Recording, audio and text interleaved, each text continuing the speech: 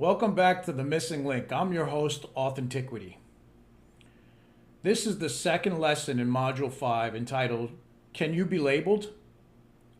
Now, the question that I want to ask you, we're going to discover an uncomfortable truth in this lesson, but it's a very important step in getting closer to your authenticity and realizing and prioritizing the understanding of the missing link. Now, the question is, can you ever become something? Well, right away we would think in our lives, based on the timeline of our life story, that we've become a lot of things from that level of perception. But how about in the level of perception of our daily life? Let's just cut it into sections like a pie. Let's say from the time you wake up till lunchtime. How many things do you become in that time, do you think? We become the roles that we have to perform, the duties at our job. We become the internal dialogue, commenting about the moment or things that we may have to do in the future, or dwelling on something that happened in the past. We become that activity, okay?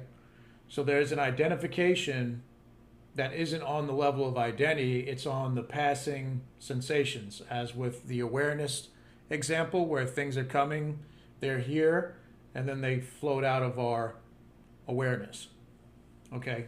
But the question is, can you ever become something? This is an important thing to ask yourself and understand, because it's going to shed light on the fact of the next question, and that is, does anything actually have the ability to change us?